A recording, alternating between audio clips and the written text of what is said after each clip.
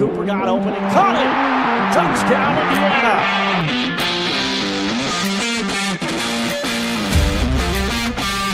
Going up the middle is Omar Cooper, and he'll walk into the end zone.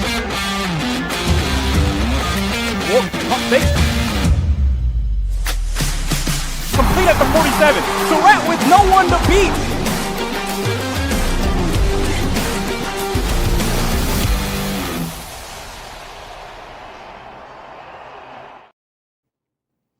Good morning, live from the Bo McMillan Suites here at Merchants Bank Field at Memorial Stadium. We got Crimson Kickoff coming to you on a Friday, changing up the schedule because, volleyball is here playing home NCAA tournament matches. I'm Joe Cronin, Graham Nash, Thomas Crow talking IU football. The Big Ten championship is right around the corner. Indiana, just all they know is history. 12-0 season, first time ever. First ever appearance in the Big Ten championship. It's the 1 versus the 2, the juggernauts, the head-to-head crash course that we've been seeing all season long, Graham. Just the magnitude out in Indy tomorrow. It's huge, and just the fireworks. Number 1, Ohio State versus number 2, Indiana. It's going to be fun. It's going to be incredible. And Indianapolis is just going to be running red the entire day because, Indiana basketball also playing Louisville in Gainbridge Fieldhouse, home of the Indiana Pacers. So that city is going to be lively on Saturday. It's going to be so much fun. We're going to be there pretty much the entire day. It's going to be incredible. But just thinking about this matchup, Indiana and Ohio State, you mentioned the number 1 and the number 2, but the history of this matchup has been dominated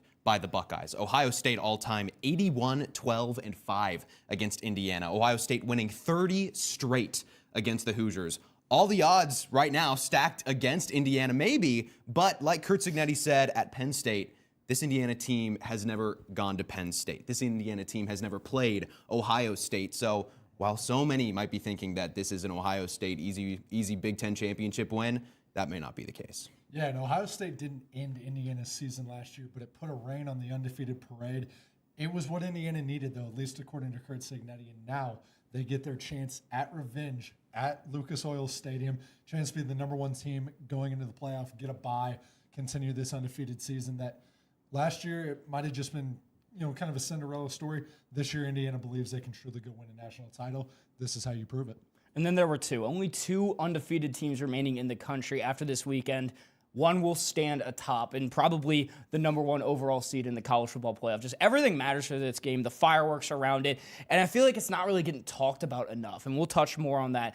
But the path to 12-0, especially for Indiana, it wasn't always easy. They kind of had to scratch and claw their way in some of these games, but most recently they were coming off the bye week, and Graham, they dismantled their arch rival, the Purdue Boilermakers. Back-to-back wins in the Old Oak and Bucket Trophy game, a 56-3 win over Purdue, and man, that rushing attack, they're back. Oh, it was unbelievable. Curt Cignetti said before the game in the pregame interview that he wanted to put an exclamation point on this game.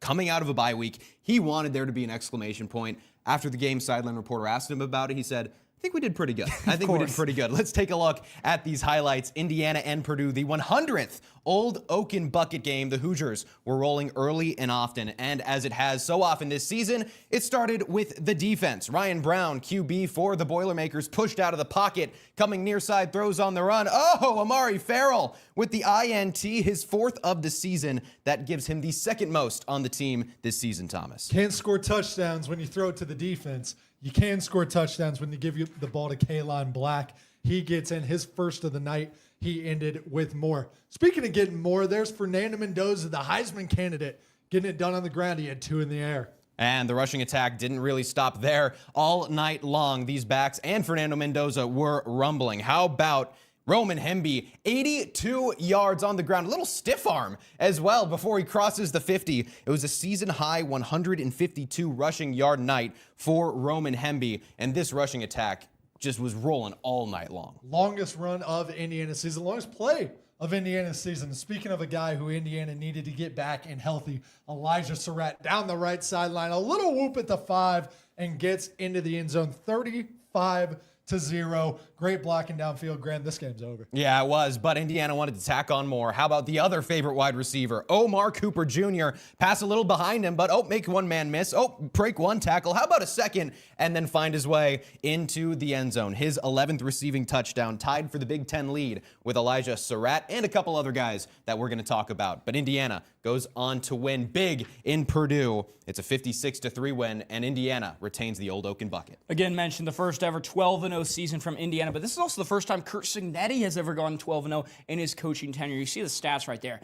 It wasn't close at all. And the ground game for Indiana, they were just running all over those Boilermakers. You mentioned on the Roman Hemby long run, it just seemed like he was waiting for those moments. Like he would break, the 10 to 15, even get 20, but he would always kind of get tripped up at that last moment. And he even said he was so relieved to finally break that big one. And once he unhitched that trailer, he was moving. Thomas, the ground game against an Ohio State team, that is going to be pivotal to have Roman Hemby, Kalen Black really kind of punishing that Ohio State front seven. Yeah, we'll get much more into it the further we get along in this show. But the rush game, we're going to talk about a lot, is going to be massively important. Ohio State, the second highest graded rush defense.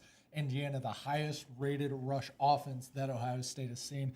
It's one of the many collision courses that this game's going to have. Now, guys, with some wheels on the Purdue game, Alberto Mendoza came in the fourth quarter, had a little read option that he kept for himself, broke a 50-yarder again.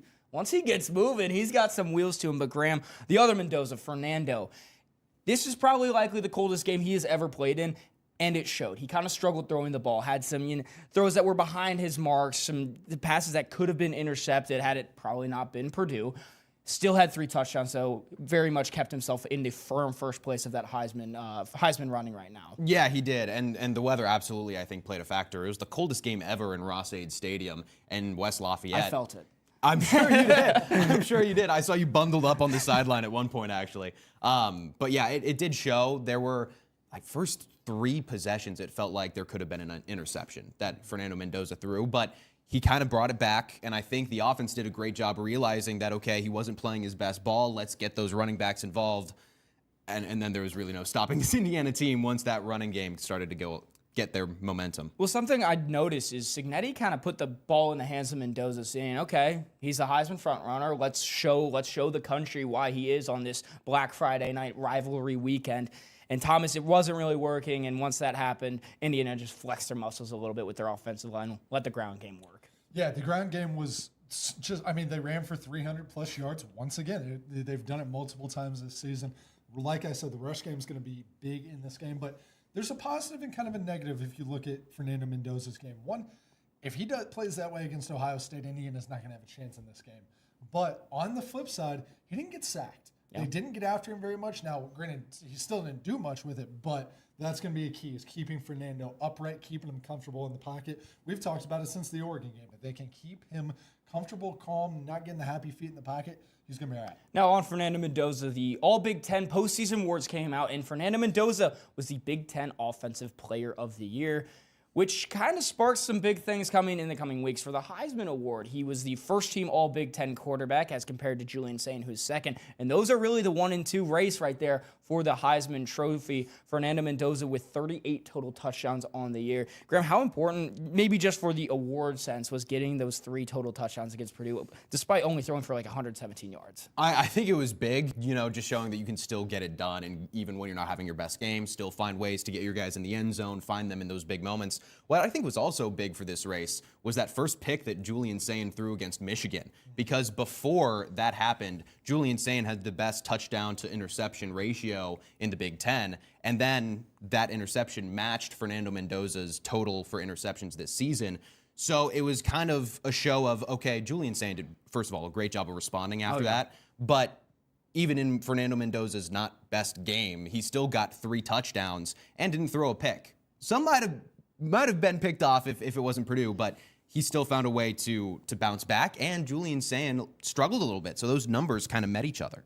Well, let's also make it very clear that Indiana against Purdue could have came out with a Mike Shanahan game plan of passing the ball, getting Fernando 300, 400-plus passing yards, 4 passing touchdowns, doing all that, but that's not what Indiana's final goal is. It's not to win the Heisman for Fernando Mendoza.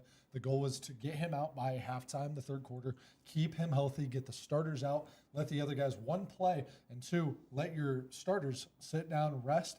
The goal for this team is to win the Big Ten title and beyond. The Heisman's not necessarily their concern.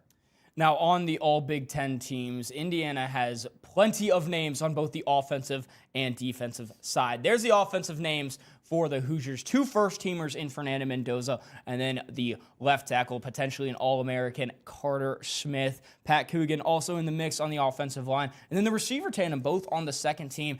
And Graham, you have to imagine if Surratt played the whole season, that's a first-team push right there. Oh, man, yeah. It's hard to think about because Surratt still is tied for the most receiving touchdowns in the Big Ten, despite not playing those games in the middle of the season. He's still tied with Omar Cooper Jr. with 11 on this Indiana team. It's scary. He was on such a good run. The winning touchdown at Iowa, the winning touchdown against Oregon on the road. You know, it's what could have been if he stayed healthy, and, you know, that might be the worst mindset in sports. But it is one that you got to think about. And health matters, of course, but Thomas, you saw kind of in that Penn State game, in that Wisconsin game, who needed to step up. And it was Charlie Becker, the roommate of Fernando Mendoza, that was really stepping up. How important is having Surratt back, not just for the receiver room for Mendoza, but also for Omar Cooper's production? Yeah, I mean, it's gigantic. Getting a guy like that, I mean, it's one of the best players in college football at that position. Charlie Becker did great work. He was gigantic in that Penn State game. You could say he was maybe the reason Indiana won that game, other than Omar Cooper's touchdown catch. But you mentioned it. Why is Elijah Surratt being back so big for Omar Cooper? Well, just look at what Omar Cooper's season was last year, and look at it was now. Indiana needed another guy to step up a receiver, and now they have a second-team All-Big Ten player in Omar Cooper. Now, before we break off, the path to 12-0, it has to be talked about. I mean, that is one of the hardest things to do in sports, is to go undefeated in the regular season, and there are only 2 teams to do that. There's only been a handful of teams in the history of the Big Ten to go 12-0, and Indiana is now added to the list. I'll ask both of you to start with Graham. To get to 12-0, what moment kind of stuck out the most on this regular season? Oregon. If you could pick one. I mean, there's so many. I think for me it comes down to Iowa or Oregon. I'm going to say Oregon. Going to Autzen Stadium, a place where it never rains, and getting that win. I mean, on the defense side specifically, the defense shutting down Dante Moore and one of the highest powered offenses up to that point in the season was remarkable. I mean, it was so interesting to watch because they shut him down. They shut Dante Moore down, a guy that's really versatile and really mobile in the pocket, a kind of quarterback that Indiana struggled against earlier in the season, that dual threat guy. They shut him down, and then Fernando Mendoza locking in after that pick six and leading the drive, that game-winning drive, basically, finding Elijah Surratt. That was unbelievable. Well, not just that. Oregon had their healthy wide receivers. Kenyon Sadiq, who's one of the best tight ends in all of the country, did virtually nothing. And, you know, that defense only held Oregon to 13 offensive points. That was pretty remarkable. Thomas, a moment on this season that just said, wow, this team is 12-0 and they belong. Yeah, I'll share the sentiment with Graham. I think that Iowa gets you a handshake and a nod, but going to Oregon and winning that game, that gets you a seat at the big kids table in college football. I mean, that they broke the longest active home winning streak in the country by going and winning that game. That's an impressive win, and that takes you from, you know, being a team to kind of the upper echelon, and it's shown they're the number 2 team in the country now. I think for me, it's just going on the road and not losing a game. It's the first time they've gone undefeated on the road since 1945. It's been 80 years since Indiana has gone an entire season on the road and won every single game. And one that stands out the most, I know you mentioned Oregon, but Penn State, the adversity that you have to face, throwing the interceptions, trailing on the road in one of the toughest environments. Yes, everything that's happened with Penn State this season, they're still bowl eligible despite, you know, falling to 3-6 after that game. And then, of course, Omar Cooper Jr.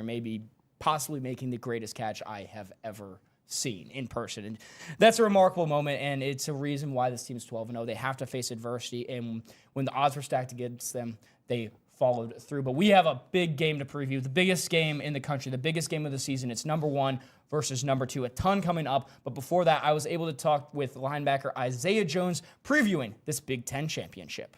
All right, player spotlight of the week prior to the Big Ten championship. It's Isaiah Jones. Isaiah, you clinched the Big Ten championship, beat Purdue for the bucket back-to-back years. I mean, what's all the emotions around this season up to this point? Yeah, I mean, it's been a pretty surreal season so far.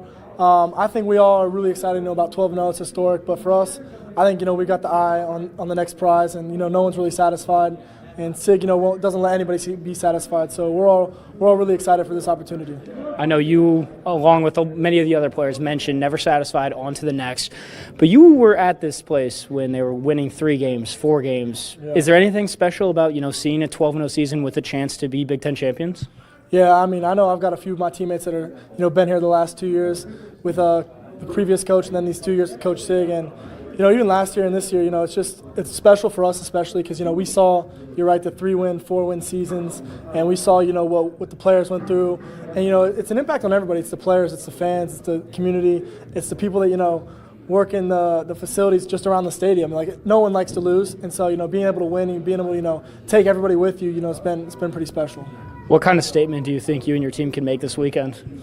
I think this is the final challenge, put IU on the map and, shut out the doubters and, the naysayers that are still out there, thinking just because, maybe a logo, you don't deserve to be, on the bright stage. But I think this will be the final one. Defending national champions, 1 versus 2. You're from Ohio. I mean, what does this game mean for you, not just because it's the fact it's the Big Ten championship? Right. You try to take emotion out of the game, try to play with passion, but, nothing stupid. But obviously, this game's big. This game's going to be personal for a lot of guys, for me especially, but I think a lot of us are still taking it personal from last year being their only loss. So I think a lot of the guys on the team, we're pretty juiced up for this game. Now, I don't know how many indoor games you've played in before. Do you like that it's indoor, that you don't have to play in a 15-degree weather like it is right now? This will probably be my first indoor game if I can think about it. I think the weather helps the defense, but I think you can put us on, whatever field, whatever stadium, whatever arena, whatever weather. We're going to go out there and we're going to ball out and, we're going to play fast. Well, Isaiah, thank you so much. Best of luck this Appreciate weekend. it. Yep. I know Ohio State just played in the game last week, but I can't think of a game that is bigger than the Big Ten championship game, Graham. 1 versus 2. Nobody's really talking about it because the SEC just loves to make things about themselves. Lane Kiffin packing his bags and heading to LSU amidst a college football playoff run for Ole Miss, the coaching carousel that's happening around the sport. And why is no one talking about the number 1, number 2 team playing for the number 1 overall seed in the college football playoff? It's just beyond me. Yeah, I think it comes down to the fact that people have predicted this. They feel like they've seen it coming for so long now. It all was going to come down to, could Ohio State win the game against Michigan in Ann Arbor? Once they did that, people were like, okay, yeah, in Indiana, Ohio State, we've seen this coming since the beginning of the second half of the season. And people is us. Yeah. And people is us. Yeah, people is us. What people I don't think saw coming was Texas A&M losing to Texas, Lane Kiffin going to LSU. So there's a lot of drama right now around the SEC. But when is there not? When is there not? And when is there a 1 versus 2 Big Ten championship game? I can't think of another time. It's a rarity. And the year that Indiana goes undefeated, of course, Ohio State goes undefeated. Those Buckeyes, the reigning national champions, the defending national champions, eyeing a back-to-back, they really haven't skipped a beat. They had to replenish some guys. They added Matt Patricia as a defensive coordinator, and man, that might be the greatest hire for a coordinator in the history of the sport. What he has done is unbelievable. It's historical. That defense, it's an immovable object, Thomas. They have allowed the fewest points in a 12-game span. They're rivaling teams like the 2022 Georgia team, like the 2001 Miami team. They allowed 93 points in the regular season. That is fewer points than the 2001 Miami team gave up in 11 games. It's unbelievable. Yeah, Matt Patricia, who has won Super Bowls, he's an architect in New England for a long time. Didn't have as much success with Detroit as a head coach, but then has found a home for himself coaching Ryan Day's defense. And man, there's names all over this place. I mean, Arvell Reese, stud at linebacker. Sonny Styles, stud at linebacker. But the guy I want to talk about, Caleb Downs on the backside. Fernando gave him a lot of credit. He kind of got misquoted a little bit. He wasn't saying it was Tom Brady versus Ed Reed. He was saying that's just kind of one of the matchups that it feels like. Yeah. So Caleb Downs, he reminds me a lot. The way he plays and kind of the positions they put him in reminds me a lot of Kyle Hamilton. He's very versatile. He's quick. He's not as lengthy. He's not really built like Hamilton, where Hamilton's a little bit taller and linkier, but then Caleb Downs, he can play nickel. He can play the outside. He can move up at linebacker. They'll rush him, or they'll blitz him at the quarterback, because this guy is as good of a college football player as there is in the country. He's a weapon at safety and also in the return game, and we saw that last year in the Ohio State-Indiana game in Columbus when Downs just ran that punt return back, and that's when all the momentum teetered to Ohio State's side. They really started to, the snowball effect, pour it on Indiana. Let's talk a little bit about last year's game. Indiana starts out the game with a great drive down the field. Tyson Lawson punches in the touchdown to take the 7-0 lead, Graham, and that's when things changed. Even after a Will Howard interception when Jalen Walker picked it up, The Hoosiers couldn't get past the 30, and Ohio State Yeah. just punished them, and special teams was a difference maker. Yeah, special teams. I mean, we saw the one a second ago where it went through the punter's hands, Indiana punter's hands, and then this one, Caleb Downs taking it to the house. That's really, like you said, that was the moment where it felt like things really teetered. I also remember thinking during this game that there was a huge difference just in the size in the trenches. And that's something that a lot of people talked about, right? Ohio State just kind of had those guys that were physically bigger, and that's something that you can't necessarily make up for in the trenches. And now Indiana has beefed up that offensive and defensive line.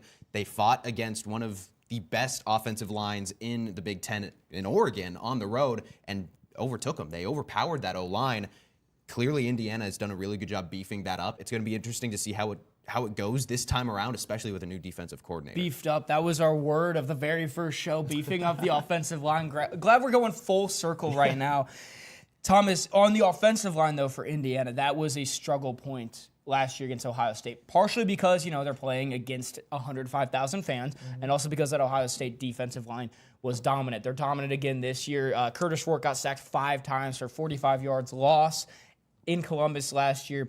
The line looks a lot better. There are still some holes we've seen a couple times, like the Oregon game, like the Penn State game, and especially the Iowa game. Blitzing Fernando Mendoza sometimes pays off, and the Penn State game is, I think, where we saw that the most. How's Ohio State going to get home on Mendoza when, he has time and he's comfortable, he can punish defenses? Yeah, well, I mean, I think the first thing is getting Drew Evans back is going to be gigantic if he ends up playing. Carter Smith, you just said it, could be an All-American. Those guys have to be on the same page, Pat Coogan, but the defense of, especially the defensive line of Ohio State, in conjunction with Matt Patricia, they know how to get after quarterbacks. Caden Curry, 8 sacks on the season, a Center Grove product. He's a guy who's going to get after it, but he also has so much help. They're going to send Arvell Reese. They like to keep Sonny Styles somewhat in coverage, but they'll bring him too. They're going to come at you in so many different ways, whether it's you're sending 4, 5, 6, 7. It'd be surprised if they ever send 8 unless it's a situation that demands it, but they're going to get after the quarterback. Caden Curry, I like the mention right there. He played at Center Grove, went undefeated on his last 2 years of high school, and is currently undefeated as a redshirt junior in college. It's pretty unbelievable what he's seen, the winning ways that he's seen so far. But this Ohio State defense allows only 7.5 points per game. Again, 93 points on the season. They allow the FBS best 203 yards per game. They don't even bend, Graham. It's not even bend, don't break. They just don't bend at all. No. The most yards they allowed was 336 to Texas in week 1. They allowed 7 points that game. Yeah, that was insane. And it was the first week of college football. So, teams were still figuring things out. That was unbelievable. What's so interesting to me about this Ohio State defense is that they don't really have success necessarily because of turnovers. It's just being so solid. Their defensive havoc rate is much lower than Indiana. Indiana leads the country, 24.2% havoc rate.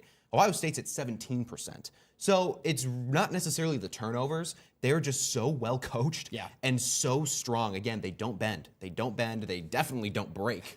And that's one of the hardest defenses to go against because it's not that explosive, all of a sudden there's a big interception, big forced fumble. It's just you can't get into the red zone. And so when you do, you got to score. That's what Michigan did not do in that last game. In the game, 3 field goals. Every time they got into the red, you've got to get into the end zone. You pick off Sayin in plus territory and you settle for a field goal, and that is the definition of settle. That's a capital settle right there. That's the big chance at home to kind of pull away even and put some pressure on Ohio State. And Thomas, that's the biggest thing for Ohio State this season. They haven't really had pressure or much adversity. They led 14-0 to Texas. Yeah, they were down 6-0 to Michigan, but they've just controlled the time of possession, the yards, every part of the game against every opponent this season. Is that to their favor? Is it something that they need to have a little bit of adversity to kind of make a deeper run into the college football playoff? Because this is a dominant team and pretty much the clear number 1 right now. Yeah, well, I mean, we talked about it before we came on the air. I think if I'm Ryan Day, I wish I would have had a closer game at some point during the season. Against Texas, you never really had to go do it. You were up 14-0. They scored a touchdown, but you never had to go do it. Against Michigan, only really had to go do it in the second quarter and then built up that lead. So now you go against an Indiana team that's tested. Penn State, Oregon, Iowa, they've gone and they've done it, whether it was a tied game or a life and death situation like it was against Penn State. So if I'm Ryan Day, at least I now have this opportunity to where if I have to go do it and I don't, it's only the Big Ten title. It's not a loss in the college football playoff. I totally see where you're coming from. Just to play the devil's advocate, it feels like ignorance is bliss. This team has run through pretty much every opponent this season. That gives a lot of confidence. And confident teams, they can just keep rolling. You just keep the ball moving. Just beat Michigan in the game. All-time high right now. Confidence, not just for the players, for the coaching staff. It feels like that could also be good. Just, not having a close game, just being like, we are by far the best team in the country and having that self-belief. Confidence 100% gets you there, but you're handing off the keys to a guy who's only played just over a dozen games, who if he's down 4 points in the fourth quarter, 2 minutes to go, hey, buddy, it's not a field goal. You got to go get 6. That's a great segue. Let's talk Ohio State offense. Yes, we can glaze their defense all we want, but the offense has been potent, and it's led by a redshirt freshman quarterback, Julian Sayin, right now second in the overall Heisman odds. And he has had a very, very productive and very terrific season for how young he is. Over 3,000 yards through the air, 30 touchdowns, 5 interceptions, and that FBS best completion percentage just under 79. And yeah, he has some talent on the outside, doesn't he, to say the least. Jeremiah Smith, Carnell Tate. I mean, Jeremiah Smith, is he even human? No. He could play in the NFL tomorrow. This dude's insane. He is an unbelievable talent. So is Carnell Tate. But, it's not just those guys that Julian Sayin really has that he can use. The entire offense, that offensive line, is unbelievable. Julian Sayin is one of the least pressured quarterbacks in the Big Ten.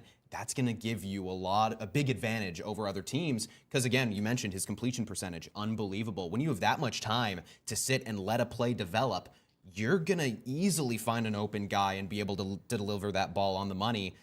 That's really, for me, watching that Michigan State game, that was what really stuck out to me is he seemed so comfortable after that interception. He seemed so comfortable because he had so much time to deliver the football to anybody. It was wild. So that is part of the adversity a little bit, is throwing the pick and then being able to bounce back, throw some touchdowns on the board. But with Sayin, he's so poised for how young he is. And I think that year, being able to watch Will Howard cook, make that national championship run, I mean, it all that helps him. Pretty much. Yeah, 100%. I mean, he is a guy who, Graham's right, he's throwing to the right guys, but for me, it's can he make the right decisions? I talk about it in the film room a little bit of how important his using his eyes is, especially in zone coverage. But think about just some of these matchups, guys. D'Angelo Pons is probably going to be going up against Jeremiah Smith.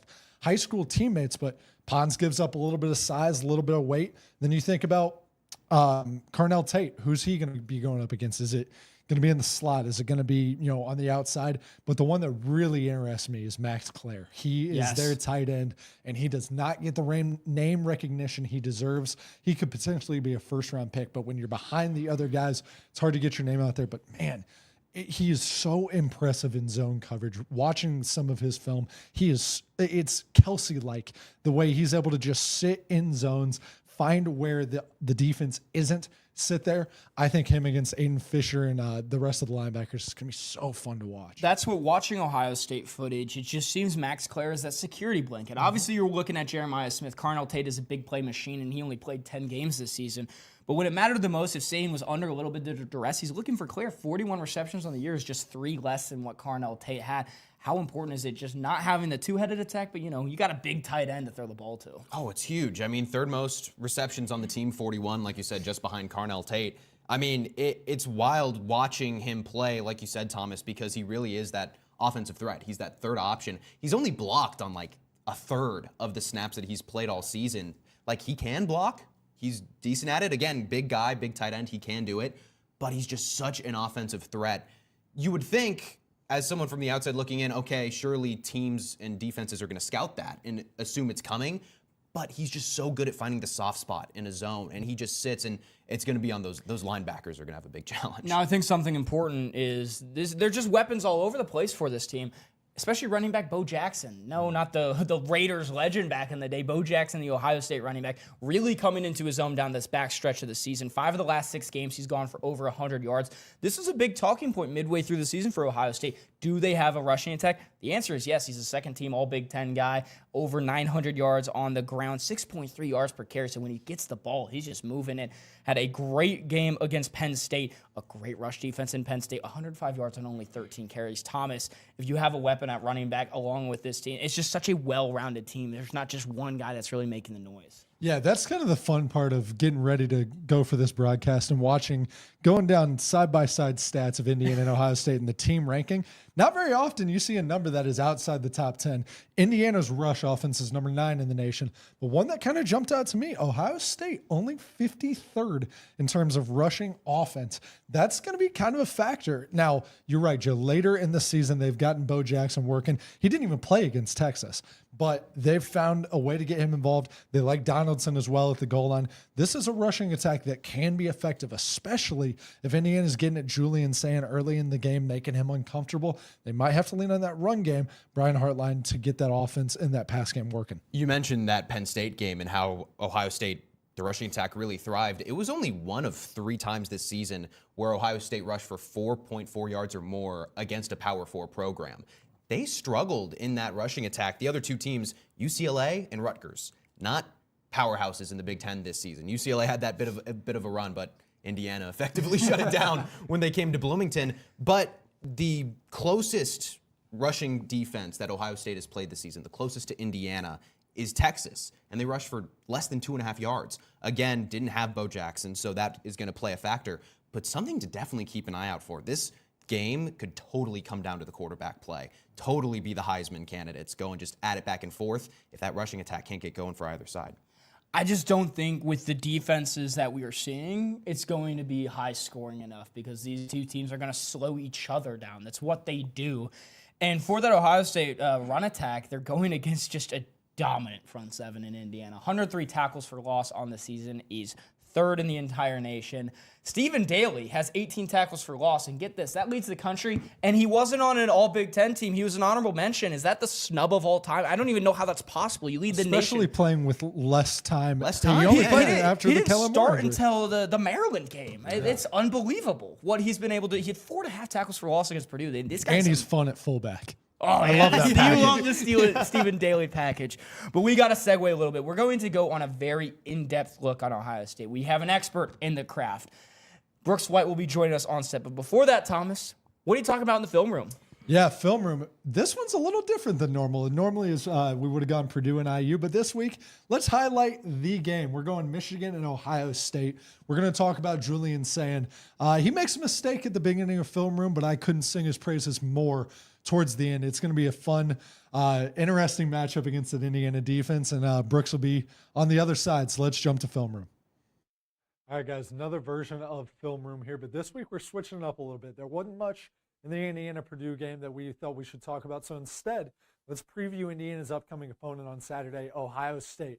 To do so, we're going to the big house for the game. Here we go. Starting early in the first quarter, 3-0 lead for Michigan. They're sitting the tight end here out in motion. Why do you do that? To figure out what the defense is. It's pretty clear here that it's going to be zone defense, but Sayin sees it a little bit wrong. It's cover 3 on this zone defense. I think Sayin actually might have thought it was going to be a press quarters. That's why he thinks he has Jeremiah Smith on a little go route here, and he's going to throw it back shoulder. Sayin does not get his eyes up to see that this safety is coming. Why does that matter? Because it allows this corner to undercut the route. He's staying in the flat here. He knows he has over-the-top help, which lets him undercut the route. Good protection by the guys up front. Decent routes over here, but Sayin just telegraphs this one. Eyes immediately go to it, and look at the play by Hill. He knew that he was underneath. He had no worries about it. He knew he had help over the top. You can undercut that route, especially when Julian Sayin's eyes are staring at you the entire time. Look at him jump underneath it. This is on Sayin, though. He has to realize that he needs to find the safety before he makes a back shoulder throw. The back shoulder throw works if it's quarters, but when this safety comes in, that allows Hill to undercut the route. Doesn't matter where you put it, it was going to get intercepted. Now let's jump into the next play here. 3rd and 2, already down 6-0 in the first quarter. If you have to punt here, you're putting yourself in a bad situation in a game that you've lost before. So 2 tight ends, jumbo package here. What these linemen are going to do is really cool. They're going to all start to look like they're pulling left for the handoff here, but they do a great job of staying behind the line of scrimmage, not getting a penalty. Smith, Tate. Smith's going to go straight. Tate's going to come across here. Same thing that this outside tight end, Bennett Christian, is going to do. Come up to about the 40-yard line. That's going to freeze this defender here, which allows Will Kazmarek to lock onto a defender just for a hair of a second here and then release. Everything comes this way. You freeze this corner with these 2 guys, and Kazmarek's wide open for a first down. Look at the lineman. Great job by staying behind the line of scrimmage, just giving Sayin enough time to roll out right. Good tackle, but still first down. Look at it from this back angle. First of all, look, everybody going left. Here comes Tate up top. There's Bennett Christian up top. That freezes that defender because he knows he has backside help for one player, not two. Just enough time for Will Kesmerick to get across the line of scrimmage. And then that's a great catch and turn to get the first down. That's hard to catch and turn that quickly. Impressive stuff there from Brian Hartline. Now, look at this. Tate Smith on the same side. That is rough for defenses to see. What's happening? Here we are. Cover two. This guy's locked onto Smith. What Sayan's going to do is he's going to fake a handoff and then kind of roll out right. This guy's job down here, take care of this safety. Smith, he already is taking care of that safety because he's hitting the delayed go route. So what does Tate do? A little fake corner post route. He's wide open, but this play works because of Sayan's use of his eyes, getting to the left, or starting right, getting left, and getting back to Tate. Let's watch it. Look at his eyes. Roll out right, look right. Come back left, flip your shoulders, look left, and then boom. Wide open, lead him down the field is Carnell Tate. Look at it. This is beautiful from the backside. This safety, he just freezes for a half a second for this receiver down here. Then Carnell Tate, you can see it on this here. To the right and to the left, but watch the eyes of Sayan here. This is beautiful. Fake the handoff, roll right. Look at Smith. Get that safety out. Now flip your hips. Look left. Look at that little hesitation from that safety. And then look at this ball. How do you beat cover two? By going up the middle. He didn't lead him to the left of the pylon and give that guy a chance. And he didn't throw it right to avoid that safety because the other one would have came in. He threw it right over the middle. It's a perfect throw from Sayan. And guys, if we leave here with anything, it's what matters for Ohio State's offense. Julian Sayan's eyes. We saw in the interception, it was a problem, but we saw in the touchdown, it's why it worked. Sayan's eyes will be a big factor in the game on Saturday. Back to you guys. Welcome back to Crimson Kickoff. Thomas is stepping aside because we're bringing in our resident Ohio State ball knower, Brooks White, onto the set for live Crimson Kickoff. And Brooks, this Ohio State team, you know, they're the 12-0 number one overall team in the country right now, projected to be the number one overall seed in the CFP. What about them makes them so good compared to last year? Because last year they were 10-2 and won a natty. Well, they lost both of their coordinators from last year's team, and then they replaced them with knowers of the game in Matt Patricia and Brian Hartline. And I think what the team has done such a great job of is replacing that talent too. You lose two running backs. Bo Jackson has stepped up in the past couple of games, and you still have the best wide receiving core in the country in Jeremiah Smith and Carnell Tate. Returning those talented players and being able to continue to attack outside the numbers. This Ohio State offense has been very good down the stretch, and the defense, it's the best in the country, followed right behind the Hoosiers, which makes this game so incredibly exciting in every major statistical category. These are the best two teams in the nation, and we get the treat of seeing them undefeated. It is a treat. It is a treat. We talk about the defense a little bit. We talked already about Caleb Downs. I want to bring him up. Caleb Downs, so unique the way that Ohio State uses him. What is it that you've noticed about the way Matt Patricia uses Caleb Downs that makes him so dangerous? Well, they can line him up in almost any position that they want. He can even play a little bit of corner. He'll play free safety. They can line him up. He can blitz the quarterback as well. This angle that this guy makes his tackles with, I mean, he is phenomenal. He's one of the best players I've ever seen play college football. He can continue to make that jump at the next level, but Caleb Downs is truly a special talent. Matt Patricia can use him any way he wants in different disguises. But remember, Matt Patricia has a ton of other athletes he can use as well. Arvell Reese is a guy who's been able to make his big step up onto the scene this year, getting a lot of playing time. And I think the entire defense is special, but Caleb Downs is the true X factor. It feels like Caleb Downs, every time he makes a tackle, is in space. Like he doesn't miss a tackle in space. It's wild because you don't usually see that, I feel like, at the college level. No, I mean, it's really all about the angle that the guy makes. I mean, he's really a physical guy, very strong free safety, and he's super quick. He can be anywhere on the field where you need him to be. And Caleb Downs has played a phenomenal year. It'll probably be his last year in college, but you'll see him balling out on Sundays for years to come. I know we just mentioned Caleb Downs, one of the best college players you've ever seen. I'll keep it on the now offensive side. Jeremiah Smith, I mean, this guy could have gone top 5 last year as a true freshman. What is it about him? Is it the frame? Is it the work ethic? I mean, I've never seen a college athlete like Jeremiah Smith. He could go probably number 1 in this draft, and he still has to play another year. That's what's unbelievable to me. Well, we would even be able to say that about last year. A true freshman, he could definitely have played in the NFL this season.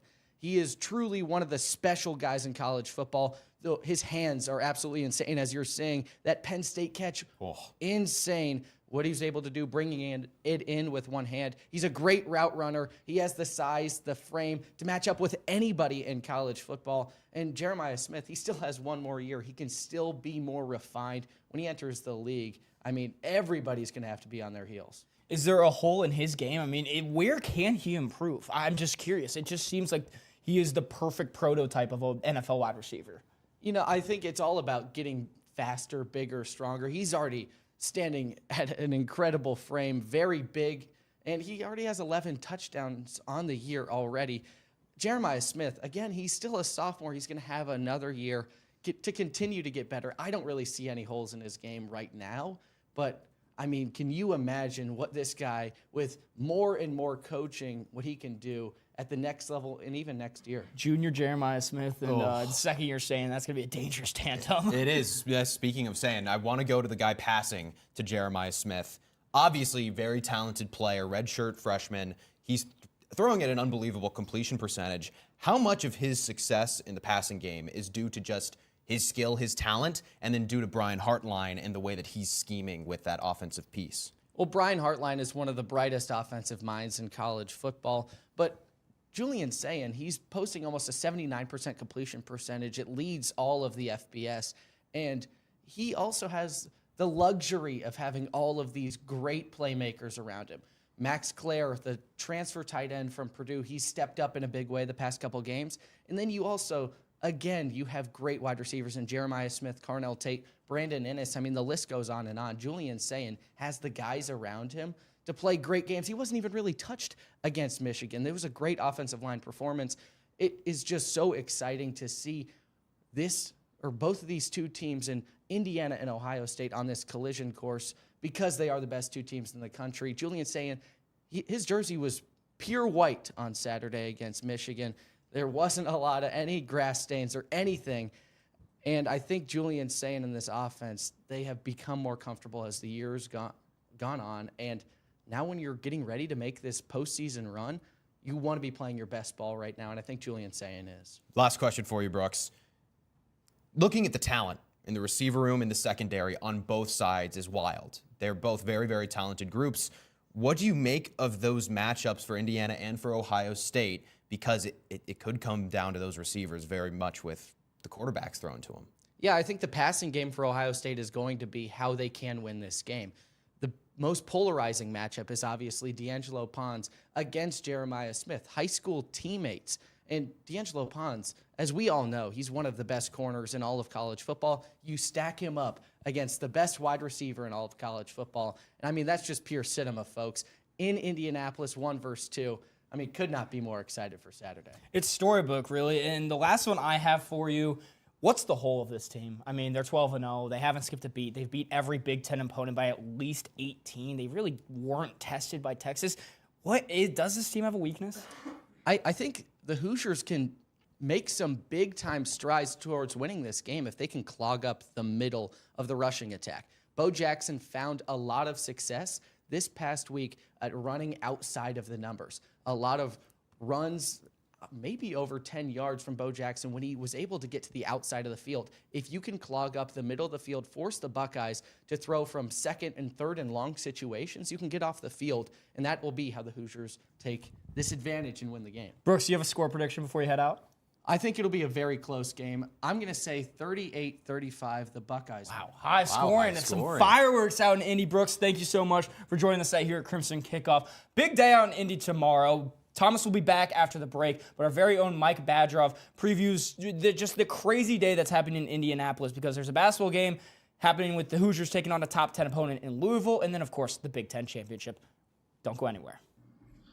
Not long ago, the national spotlight would rarely shine a positive light on IU sports, as struggle became the norm for its fans. Survival for Indiana to win in 4 overtimes. Now, Indiana fans have rejuvenated under the wave of the Kurt Signetti era, as he's led the way for his historical program turnaround. After last season, Signetti really did instill a great belief in this fan base. And the fact that we could go from, 2 years ago not being sure if we'd beat Akron on a Friday night to now having some confidence, having real confidence going into this Big Ten title game against the number 1 team in the country as the number 2 team in the country, and I think that's incredible. But another IU program is dusting off a comeback, with IU basketball looking to return to its former limelight. I think I was just telling somebody about this the other day. Being an IU fan, growing up being an IU fan, it's like I always thought I was going to see a basketball championship before I saw a football championship, and it seems like that has completely changed as far as I feel like we're so close now with football, and it's crazy that that's happened in 2 years. And Both of these featured fans will be heading up to Indianapolis this week to not only watch the Big Ten title match, but also the IU men's basketball game versus Louisville, a ranked doubleheader that will pack the city with IU fans. it's going to be fun. It's going to be a fun environment. I know there's going to be a lot of Hoosier fans in Indianapolis this weekend, so the environment's going to be great. That's going to be good. Go to the basketball game, and then pretty much go from basketball right over to Lucas Oil and try and be some of the first people in for football, just in case, because I know because I'm in the kind of student section. So No matter the outcome, Saturday will be a special day for IU fans as they unite under one Indiana banner. Kicking it back off to the boys in the studio, I'm Mike Badger. We got Thomas back. I'm back. He's back. Let's go. Galen gives a big whoop. That's exciting. The college football playoff is right around the corner. First is championship weekend. And this is a huge one. A lot of fun storylines, a lot on the table. Can Notre Dame actually make the playoffs if things get a little bit crazy? We're going to find out. The boys have their predictions of what this weekend's going to shape up to be with their final 12 teams punching into the college football playoff. So, Graham, what's your 12 teams? I'm starting us out. All right. Well, here's what I got. I got Ohio State at the 1, winning the Big Ten championship. More on that later. I got Georgia at 2, winning the SEC championship. Indiana is the runner-up at 3. And then Texas Tech as Big 12 champions going in at 4. I've got Oregon at 5 just because of the way they ended the season is phenomenal. Texas A&M at 6, Ole Miss 7, Oklahoma 8, Notre Dame at 9, Bama at 10, SMU at 11, and Tulane at 12.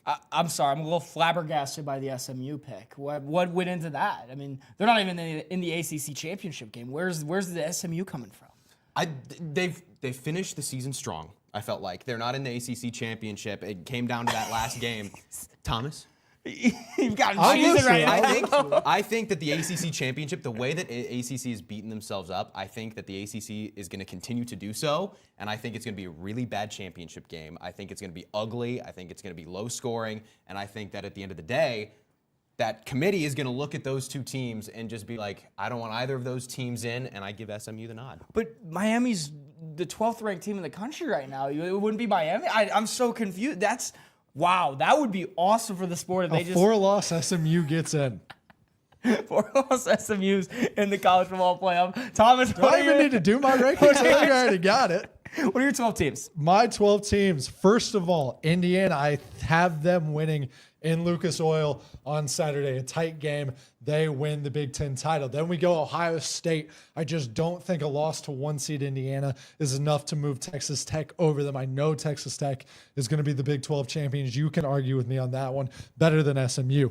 Oregon at 4. I think they rise up. I think because of the SEC kind of eating each other alive a little bit, it just doesn't find a way. Somehow the Big Ten gets 3 out of 4 byes. Ole Miss stays there. Alabama, I have winning my SEC title game, but with those 2 losses, I move them below the 1-loss teams. I have them above Texas A&M, however, winning the SEC title. Alabama, A&M, and Georgia. Georgia losing the SEC. Those are my next 2. Oklahoma gets in. Notre Dame finds a way to get in. Virginia with a victory over Duke. They're my ACC team. And then Drew Mestamaker in North Texas. That offense electric, and they get in. You've been one of the first guys on Mestamaker talking about him this season. He's such a talented quarterback. That's a high-powered North Texas offense. Let's talk some hypotheticals with this week, and let's start obviously with the 1 versus the 2. Ohio State, Indiana, the matchups all across the board. Thomas, I know you've mentioned like with the receiver secondary matchups. Just what's at stake for this one? Where do you see either of these teams kind of falling if depending on a loss? I guess I don't see a way. It depends on the score, of course, but I don't see a way where where the loser drops to lower than 3. You can make an argument that if Georgia wins the SEC, then you probably put them at 2. If Texas Tech wins the Big 12, maybe if it's a not as tight of a game for either team as we're expecting, you could put them at 3. I don't see any way that the loser does not get a bye. I agree. I think there's a chance, too, something that I wanted to ask you guys. If Alabama wins the SEC championship, do we see the Big Ten runner-up at 2? Because Alabama, as a 2-loss team already, then getting in, they just squeaked in because Texas Tech lost to Texas. The only loss that the Big Ten runner-up would be to the other team that would be best in the nation, top seed. Does the runner-up squeak into that second place? Because I agree, if Georgia takes it, they're going to be number 2. Things get interesting if Alabama wins. That's what my prediction was that because Alabama wins my hypothetical SEC title, I have Ohio State at 2 still. So if Ohio State wins, does Indiana get the 2, do you think? Do they get the same I nod? do. I think the resume is strong enough. Okay. I think the only scenario, if Ohio State wins by like 40 and Texas Tech beats BYU by 40, maybe there's your argument right there, but it just depends on how much weight they throw on the conference champion, which is what I'm talking about with the SEC. Is Alabama just firmly in the playoffs with a loss? Because that's a 3-loss team. Yes, it's the championship. How much weight are they going to put on them if they're 10-3 as compared to that 11-1 BYU that's right now looking outside in? I put them in at the bottom. I have them losing. I put them in at 10. I had them just in front of SMU. We'll get to that in a second. Don't worry, Thomas. I had Bama at 10 because I think that they do lose, and I think that they do get the nod. Because, we're seeing already how much attention the SEC gets, not just when there's a coaching change, but when they're just playing football. The SEC is absolutely where the committee looks to when there's that bit of a gray area, and it gets a bump. Alabama is a blue blood program, and the way that they did really bounce back after that early loss to Florida State, I think that they do get the nod if they lose, but it's not going to be very high. Yeah, and then I want to segue a little bit into the Big 12. Texas Tech looking like one of the more dominant teams in all of the country. They faced some adversity earlier this season, losing to Arizona State, and then when they were tested their biggest opponent against BYU, they beat the crap out of them, honestly. They have a rematch on a neutral site this time at Jerry World AT&T Stadium. Thomas, does a loss for Texas Tech really squander their bye chance? Does that push, an Oregon, an Ole Miss potentially getting a bye as well? And then BYU, if they win, who do they kick out? I think BYU, if they win, kick out Notre Dame. If Texas Tech loses, I think it does really put a dampering on their chances of getting a bye. But because Texas Tech is dangerous. Let's remember, you mentioned the Arizona State game. Their starting quarterback, Barry Morton, did not play in that game. They are undefeated with their starting quarterback. They have a Heisman contender in Jacob Rodriguez at linebacker. Because Texas Tech is not a team that anyone wants to see in this college football playoff. They can make a run and they have a serious chance to do so. They are a fun team, and kind of like Indiana, their defense wreaks havoc. They find the backfield. Heavy tackle for losses, heavy sack team right there. And then the ACC, Graham, will have you a little redemption right here. Virginia, 17th in the nation, taking on 7-5 Duke. How did this happen? I'm not sure. Miami was looking so strong at the start of the season, and 7-5 Duke is playing in the ACC championship. If Duke wins, I don't even think they make the college football playoff. That's how crazy this is. I would agree. Yeah, I don't think Duke gets in with a win. I think it's Virginia getting in with a win. I do want to just put a little asterisk next to something that I said a moment ago with SMU. I think I had a little too much turkey before making that list. I don't think I was in the right headspace because I don't know what happened. I definitely meant to put Virginia. We put SMU. Anyway, we move on. It works. It works. I do think that Virginia is going to win, and I think that when they do, they'll get in it, but it's going to be low. It's going to be low in the range. Now let's have a little chaos scenario that Duke beats Virginia. It's the ACC. Chaos has happened all season long. I mean, Georgia Tech goes and loses to NC State when they were looking like the clear favorite. That gives our group of 5 fun. Tulane and North Texas, both ranked teams. The winner of that one, I think, is definitely punching their ticket into the college football playoff. But the fun one in the Fun Belt, the Sun Belt Conference, James Madison and Troy. Does James Madison get frisky and punch their ticket if Duke wins? Well, first of all, before we get to JMU, I think the ACC is kicking themselves right now, and I think in the future you will see conferences find a way to put a caveat into their bylaws that says we can decide if we want to put a different team into our playoff or into our championship game, because if it was the ACC's choice right now, Miami is 100% playing in that game. But JMU, Chaney is going to UCLA, but he's staying and coaching this team. They have to take down Troy, but they don't control their own destiny right now. That's an unfortunate thing for them. If they somehow are able to get in, it's only going to be because of a Duke victory. I mean, how fun would that be? At North Texas, James Madison as year 11 and 12, punching their tickets, having to play Oregon and coachless Ole Miss. And what a crazy coaching world we're seeing. You know, a lot of credit to the American coaches right now with John Summerall at Tulane and Eric Morris at North Texas, kind of riding out their season, not leaving while they still have a chance to make the playoffs. It's, maybe a message to some other coaches around the country. But it's just a crazy coaching world right now. And let's segue back to the Big Ten Championship, the most important game on the schedule. It's the last game. The Big Ten always likes to do this, make it about themselves a little bit. They do it with basketball. Their game is the last one in the championship. And, of course, with football. It's the 8 p.m. slot. Everything is on the table. It's the 1 versus the 2. The winner is definitely going out to Pasadena, playing in the Rose Bowl in the quarterfinals. The loser, possibly the 2, possibly the 3. Who knows where they're really playing? What is at stake for these two teams? I mean, obviously, we've all talked how a loss still gets the loser a bye. So what really is at stake? Because Ohio State playing in their first Big Ten championship since 2020. They were on a 4-game win streak in the championship game up to that point. In Indiana, their first ever game. I think it's momentum, right? I mean, 12-0, both of these teams. The team that wins obviously continues that streak, 13-0 going into the playoff. And you get that number 1 seed. You're going to play a worse team. Every team in the playoff is good. But I think all it is really momentum in positioning, because both of these teams, end of the day, are going to be like, okay, in Indiana's case, we lost to the number 1 team in the country. In Ohio State's case, we lost to the number 2 team in the country, who's now the number 1 team. Like, it's remarkable the situation we're in, where it's an undefeated number 1, undefeated number 2. I don't think that either team is going to take the loss too heavily when all is said is done. Yeah, I think when you talk about tangible things in terms of what does each team get, Indiana has a chance to win their first Big Ten championship. They have a chance to be the 1 seed in the playoff, things that were unimaginable 2 years ago. Ohio State has a chance to also be the 1 seed in the playoff, continue their run, try and go back-to-back national titles. But what is not tangible is confidence and momentum. Whoever wins this game is going to be the hottest team in the country going into the playoffs saying, hey, we just beat the only other team who we think actually might have a shot. We just beat them. Now, we have a couple games before we might have to play them again. I think it's a huge confidence boost. Now, before we head out, some keys to the game for either team to win. Something that kind of stands out to me is Indiana having that really late bye, the bye week before the Old Oak and Bucket game.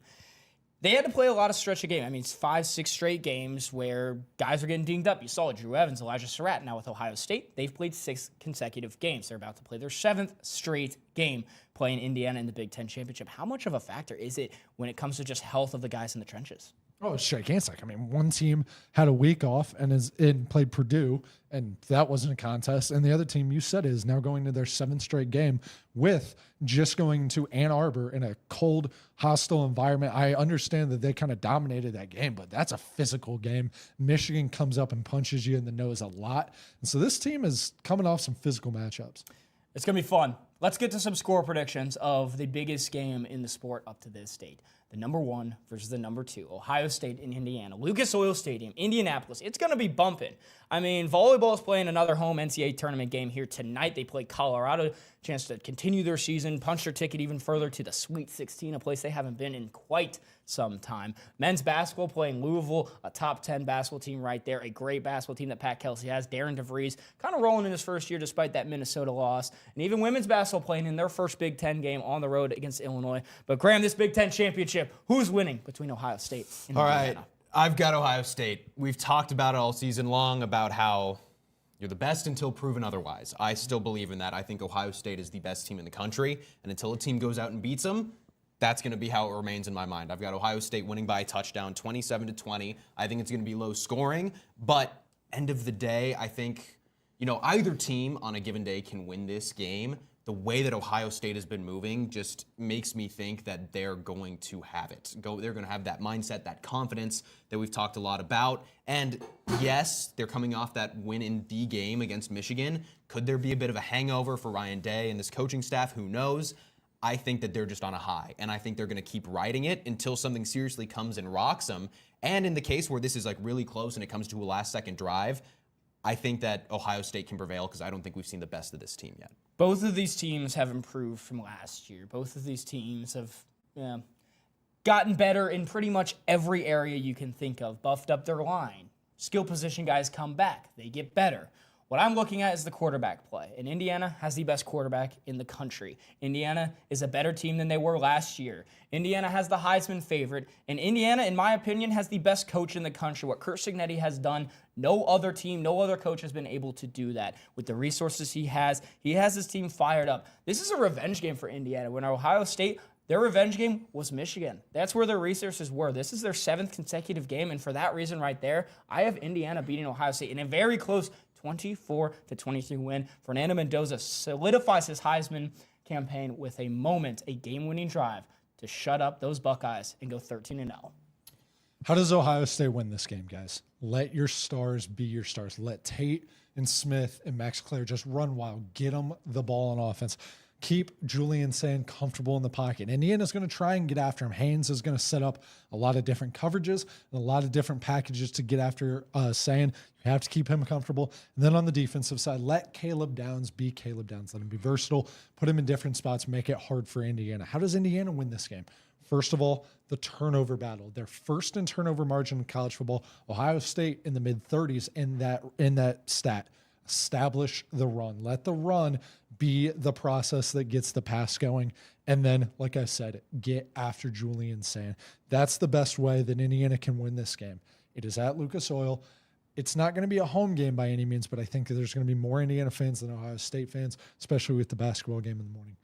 Guys, Indiana is a new team. This is a revenge game for them. Ohio State basically ended their season last year that took all their confidence away, took the nation's confidence away in them.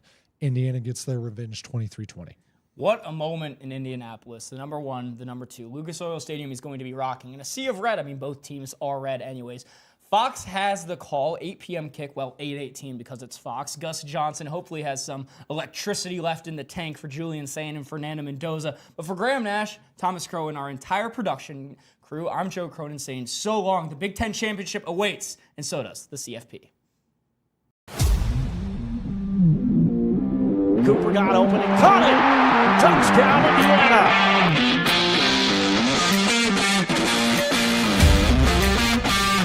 Going up the middle is Omar Cooper, and he'll walk into the end zone.